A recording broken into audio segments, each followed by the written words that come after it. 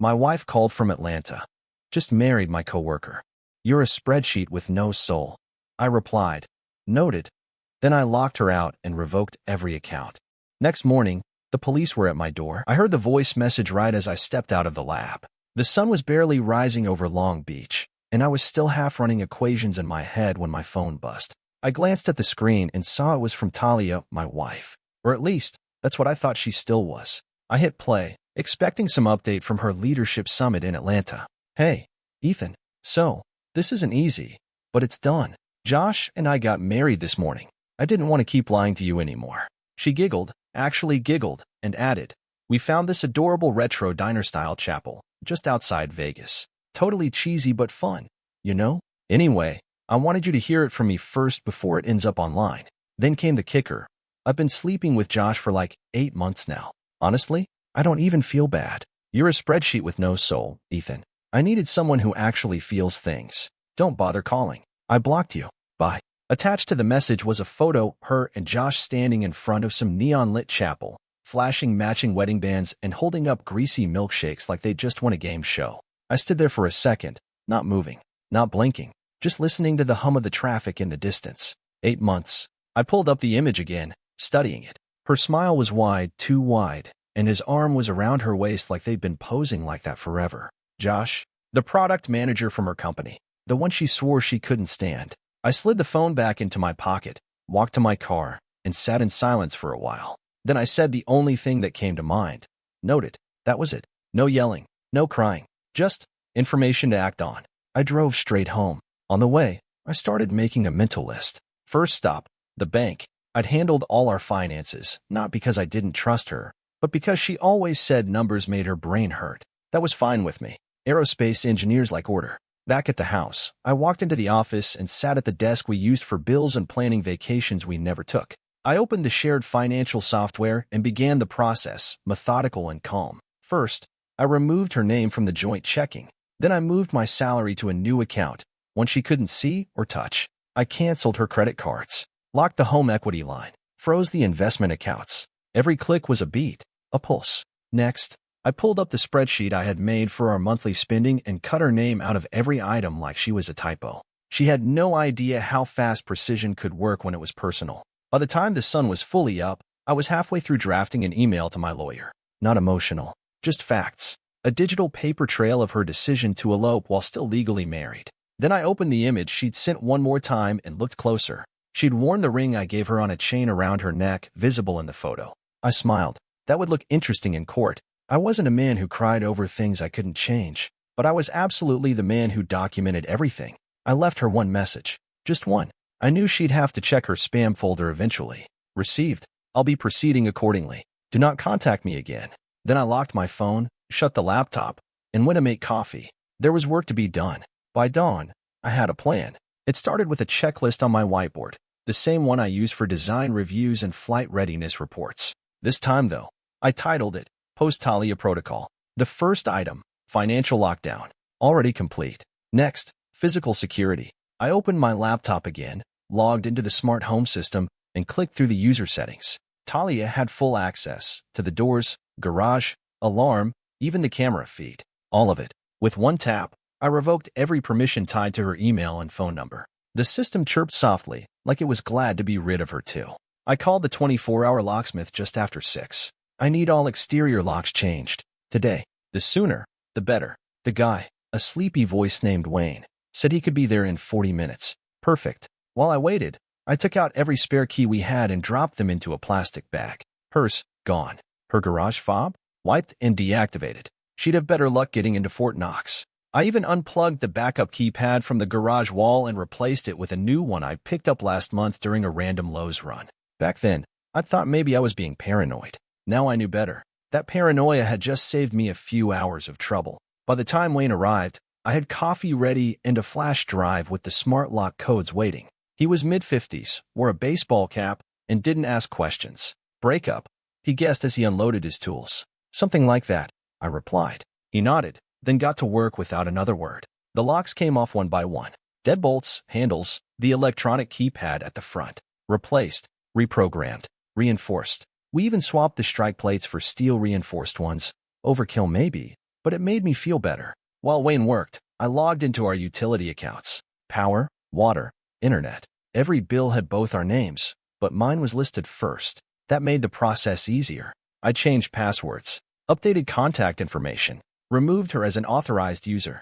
She could try to call in and cry, but customer service reps weren't going to hand anything over to a woman who couldn't verify a single piece of information. And she wouldn't be able to, not after what I changed. By the time Wayne finished, it was nearly 9 a.m. I handed him a signed receipt and a $100 tip in cash. He raised an eyebrow but didn't say no. "Looks good, man," he said. "She's not getting it unless you want her to." "I don't," I said. I spent the next half hour walking the perimeter of the house like I was prepping for launch. Double-checked the side gate. Put up the motion detector light she'd always hated because it was too bright at night. Inside, I unboxed the nanny cam I'd bought months ago and mounted it in the entryway. It connected to my phone instantly. Motion activated. Cloud storage. She wouldn't be able to sneeze near the front door without me knowing about it. I documented everything. Took photos of the changed locks, the updated keypad, even the removal of her name from the electric bill. Scanned copies of our marriage certificate, mortgage agreement, everything I might need if this thing got legal, because it was going to. Then I opened her closet.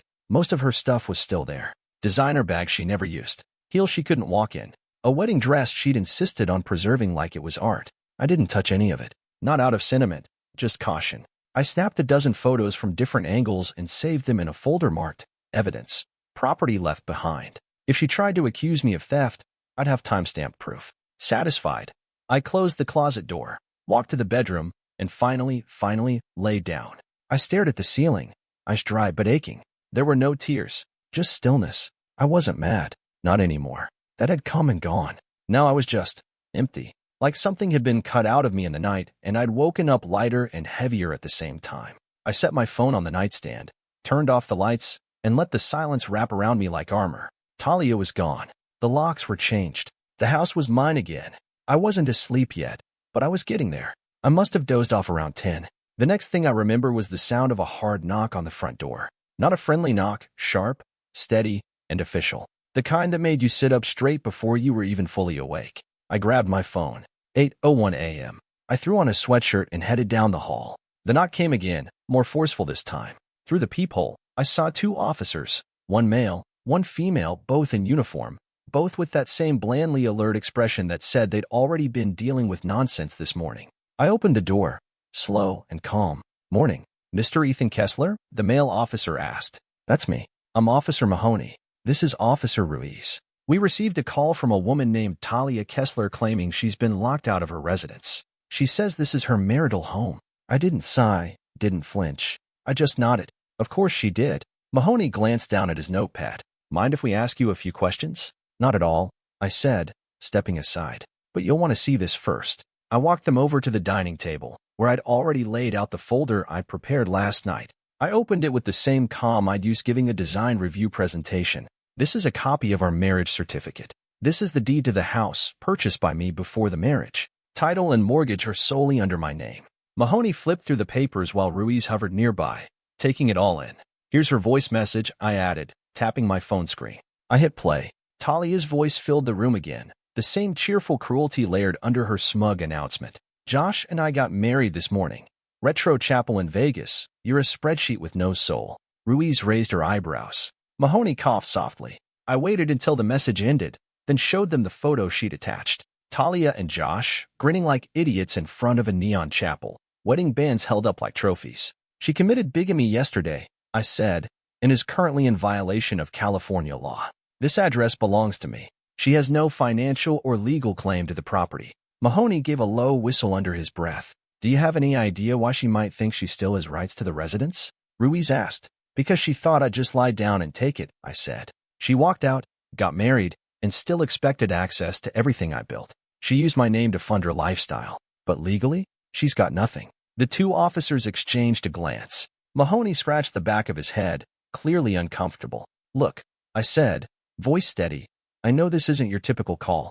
I'm not asking you to press charges today. But I do want it documented that she no longer resides here and that she attempted to use law enforcement as leverage." Ruiz gave a small nod. "Understood. We'll note your cooperation and the evidence provided."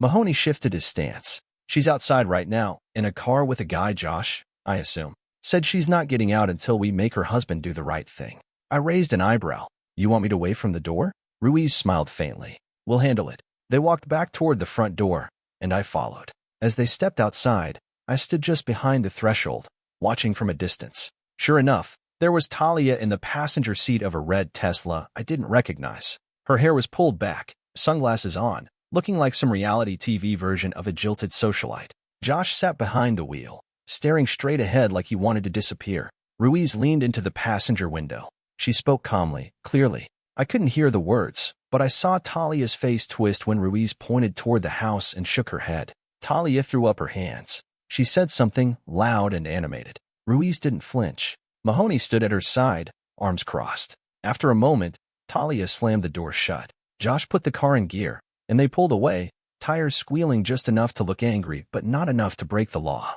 The officers walked back. She's not happy, Mahoney said, but she understands. If she wants to pursue this legally, she'll have to go through the courts.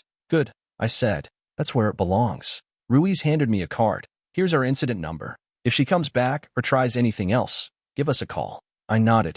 Appreciate it. They left, and I stood there for a second, staring at the street where her car had disappeared. The air felt cooler somehow, lighter. Inside, I closed the folder, slid it back into the drawer, and locked it. Talia thought she could weaponize the law. Turns out, she forgot who handled the logistics in this marriage. I made another cup of coffee and sat at the kitchen counter, alone but steady. Round one. Over. I'd won.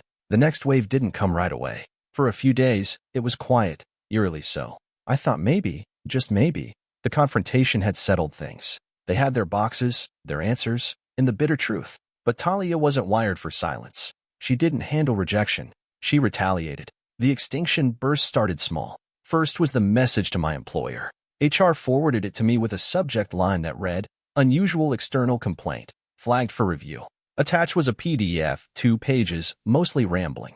Talia had accused me of emotional cruelty, financial manipulation, and creating a threatening home environment. She'd worded it like she was doing them a favor. "He's not the man you think he is," she wrote. "He's calculated, cold. He tried to destroy me after I chose happiness." HR called me in the next morning. I sat through the meeting with folded arms and an expression that probably made them uncomfortable, not angry, just tired. "She's my soon-to-be ex-wife," I explained. "She left me while still legally married to elope with a coworker. I've got documentation, security footage, and a voicemail that spells it all out." They didn't press. They couldn't.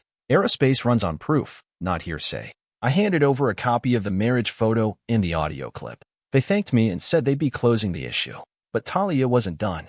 The following weekend, I got a motion alert on my phone. It was just after midnight. I opened the feed and watched in real time as someone tried, and failed, to wedge open the side gate. The camera caught her in full view, hood up, clutching a flashlight, fiddling with the latch. She gave up after 2 minutes and tried the garage. That, too, was locked tight. Then she turned, looked up at the camera, and flipped it off. I called the police. They arrived 8 minutes later. Talia was already gone by then, but the footage was clear as day. I filed a report. They logged it as attempted trespassing and noted her ongoing harassment. By Monday, I had the footage backed up in 3 places. One for me, one for the lawyer, one for insurance. That same morning, I got a call from my mother. "Talia called me," she said, her voice brittle. I closed my eyes. "Why?" "She said you were cutting her off from everything. That she made a mistake. That she's sorry." Uh-huh. She sounded really upset. "She's good at that." There was a pause. "She asked if I talked to you," Mom added quietly. "Said you weren't answering her messages." "That's true. She said she still loves you." I laughed. It wasn't a kind sound. "She said that before or after she married Josh?" My mother didn't have an answer to that. I ended the call. That afternoon, I got a voicemail from Clara, Josh's mother. I had never spoken to her directly, but she sounded polite, almost gentle. "Hi, Ethan. I hope I'm not overstepping," she began. "But I was hoping we could talk. Talia's going through a really difficult time. I know she made some poor choices, but would you consider, just consider, taking her back? Even temporarily?" I stood there listening, stunned. "She's overwhelmed. I don't think she and Josh are a good fit. He's been miserable. And, well, if you could find it in your heart to forgive her, it might be what everyone needs right now." I didn't even finish the message. I deleted it halfway through and blocked her number. That night, I started seeing weird posts popping up on social media, burner accounts with no followers, no profile pictures. They tagged me with bizarre accusations. One said I poisoned Talia's cat. Another said I forced her into therapy against her will. Fun fact, I'm allergic to cats. Another burner accused me of hiding money offshore. One of the accounts messaged 3 of my coworkers with links to fabricated screenshots. I reported everything, documented it, blocked them all. It was desperation now. She'd lost the house, the financial access, the narrative, and now, her backup plan. 2 days later, I got one final call from her. I didn't answer, but I saved the voicemail. Ethan, I can't believe you're doing this. You're punishing me like I'm some criminal. I made a mistake, okay? But I loved you. You know that. Josh, he isn't what I thought he'd be. He doesn't challenge me. He doesn't see me. You were so cold, but at least you cared enough to push back. She paused. Please, just talk to me. We can go to counseling. We can fix this. There was a second of silence before she added, you were always the strong one. Maybe you can be strong enough for both of us. Just for a while. I saved the message to a folder labeled Extinction Burst. That night, I sat at my desk with a whiskey and my laptop. I played back the footage of her at the gate, then opened her message to my mother. I read it all with the detached eye of a man reviewing engine data. Just inputs and outputs, no emotion. I used to wonder if I'd ever forgive her. But forgiveness requires truth. And Talia's world didn't run on truth. It ran on performance, panic, and people cleaning up after her. Josh's mom wanted me to take her back. I smiled at that. Josh didn't even want her anymore. And now, neither did I. Divorce court wasn't glamorous. It wasn't even dramatic in the way people expected it to be. There were no fiery speeches or last-minute revelations. Just tired judges, overworked clerks, and stacks of paperwork that outlived most marriages. Talia arrived early. I knew it was her before I even looked. Clicking heels, perfume too loud for a courthouse, and a white suit that screamed, I'm innocent, to anyone who didn't know better. She swept into the courtroom like she was walking a runway. Her hair curled into soft waves, makeup flawless, lips pursed in that fake neutral expression she wore when she was about to start a war. She took her seat at the plaintiff's table next to her attorney, some mid-tier guy named Channing Kessler. No relation, thank God, who looked like he'd rather be anywhere else. Josh wasn't there. I didn't blame him. Who wants to witness a car crash you're technically still inside of? My attorney, Grace, sat beside me, calm, sharp, and deadly efficient. She had glasses that made her look like she taught constitutional law and an attitude that made judges listen twice. She's going for annulment, Grace murmured, flipping through the opposing brief, claiming emotional coercion. Says you were manipulative, cold, and abusive, and she only cheated because she feared retaliation. I almost laughed. Is that her official position? Grace gave a slow nod, her mouth a hard line. We've seen worse. We didn't speak again until the judge walked in, middle-aged, gray suit, no nonsense. Let's begin, he said. Petitioner, Talia's lawyer stood. Your Honor, my client is seeking an annulment of her marriage on the basis of emotional coercion and misrepresentation of intent. She asserts that the respondent created a hostile environment, leading her to seek emotional comfort elsewhere. The judge raised an eyebrow. She married someone else during the existing marriage. Correct? Yes, Your Honor, the lawyer said quickly, but under duress. There was emotional estrangement. Grace stood up. No introduction, no preamble, just raw precision. Your Honor, we have 73 pages of evidence. Messages from Ms. Kessler's secret Instagram account, text threads, and planning documents that detail an 8-month affair with Mr. Joshua Riley, including financial plans to drain Mr.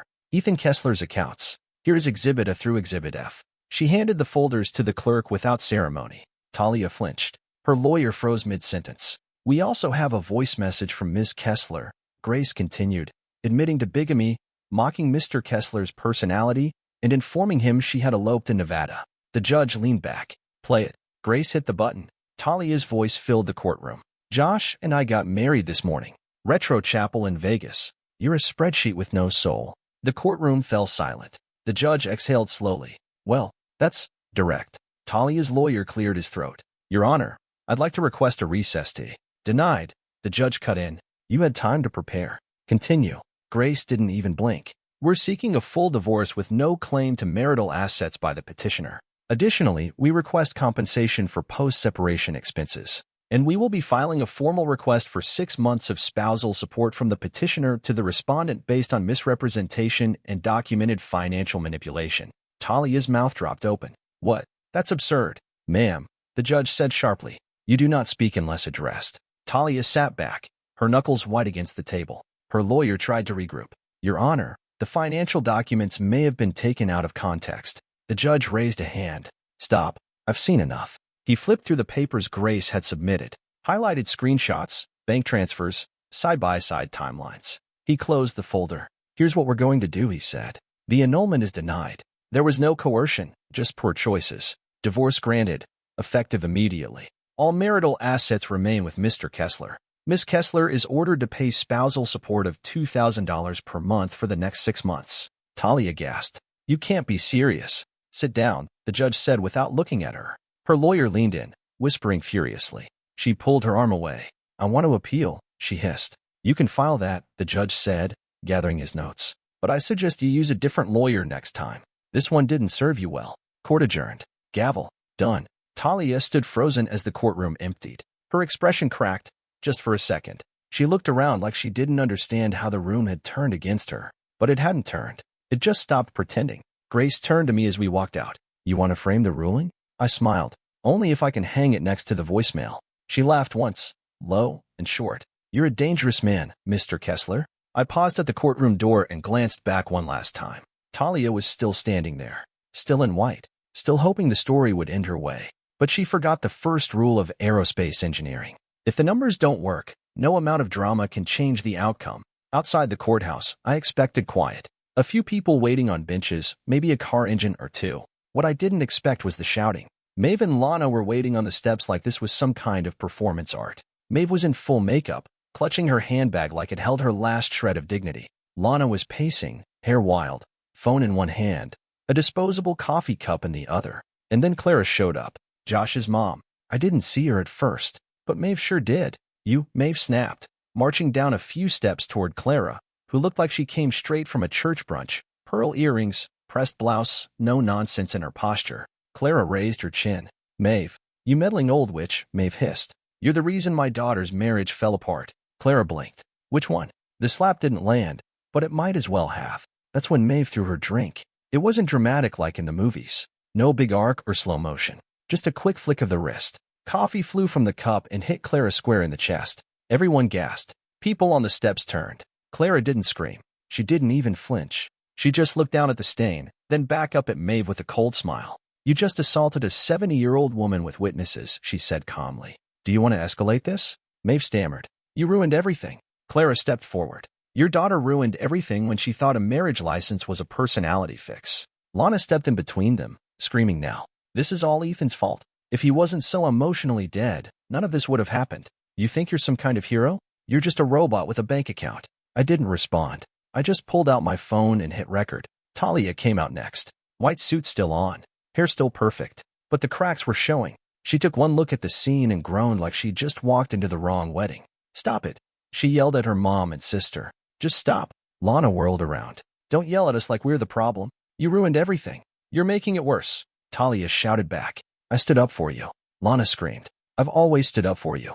And what do I get? You dragging me into your disaster. Clara folded her arms, quietly enjoying the chaos. I don't think I'd ever seen someone look so smug in a blouse that stiff. Then Clara turned to me. Ethan, she said sweetly, loud enough for the group to hear. Did Talia tell you Josh is engaged again? Silence. You could have heard a pin drop. Talia spun toward her. What? Clara smiled like a woman pulling the final pin from a grenade. Vegas cocktail waitress. Her name's Erin.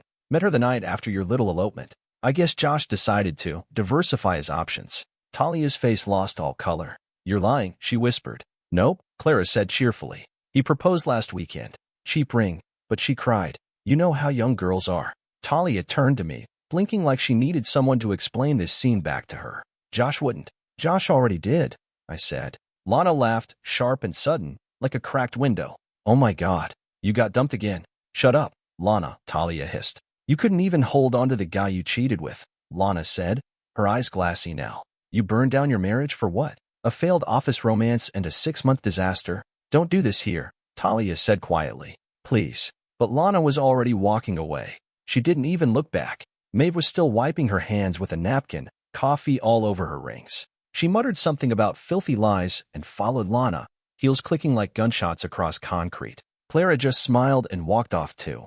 Not a drop of coffee on her face. I swear she floated down the sidewalk. That left Talia. She looked at me.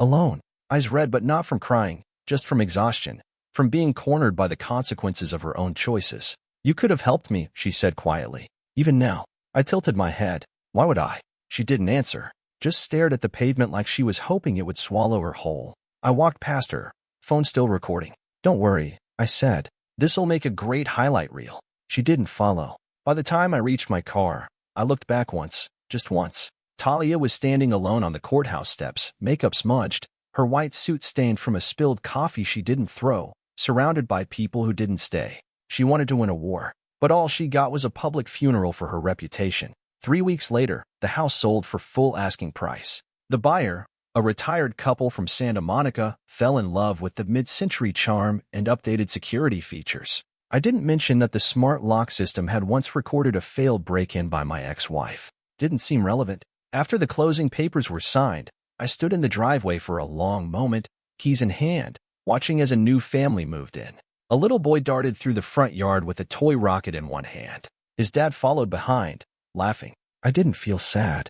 I didn't feel much of anything at all. I just turned and walked away, box under one arm, nothing in my pockets except a new condo key and a folded paper from my attorney. The condo was downtown, sleek, modern, high-rise with city views and minimalist everything. No ghosts in the walls, no voice-activated memories, just silence and sunlight, and a fridge that didn't hold oat milk I never drank. The first night I moved in, I didn't unpack. I just stood by the floor-to-ceiling window, watching the city lights blink like stars on autopilot. That's where Elise found me. She wasn't a rebound. She was something else entirely. We'd met at the gym, a 5 a.m. crowd person like me. Personal trainer. No makeup. No small talk. Just effort. The first time I told her about Talia, I expected the usual reaction, pity, disbelief, a polite, "Oh wow." But Elise just burst out laughing. "She married someone else while still married to you? In Vegas?" I nodded. She wiped a tear from her eye. "Jesus, Ethan, that's not betrayal. That's performance art." And somehow, that made it easier. We started spending more time together. Workouts turned into breakfast. Breakfast turned into weekend hikes. And before long, she knew the whole story. Locks, lawsuits, drink-throwing moms, and all. Elise didn't flinch. She just listened, asked smart questions. And every time I hesitated, she'd raise an eyebrow and say, "That's not your shame to carry." She was right. One afternoon, she came by the condo while I was hanging frames in my office. She walked in just as I was leveling the last one. A simple black and white printout, matted and under glass. "What's that?" she asked. I stepped back and read it aloud. "Josh and I got married this morning. You're a spreadsheet with no soul." Elise stared for a moment, then burst out laughing again. "You framed her voicemail?" "It's motivational," I said. She walked over, tilted her head, and smiled. "Honestly, that might be the most unhinged power move I've ever seen." I shrugged. She wanted a legacy. She leaned in, kissed my cheek, and said, "You're weird. Engineer." I reminded her. We had dinner that night on the balcony. Wine, pasta, real laughter, no hidden messages, no tracking devices, no performance, just quiet. Sometimes, I still thought about what happened. Not because I missed her God, no, but because I couldn't believe how long I'd stayed with someone who treated me like an ATM with a pulse. But hindsight has a way of slapping you clean when you finally open your eyes. I had a new home, a woman who saw the humor in pain, a lawyer who framed court orders like art, and a folder of evidence labeled in case of future insanity. What did I lose? Really? Nothing that was ever worth keeping. If anything, Talia gave me something I hadn't felt in years. Total freedom. Freedom to be alone. Freedom to laugh again. Freedom to choose better. I raised my glass to the city lights, to Elise, to my framed voicemail on the wall, to moving on clean, clear, and absolutely unbothered.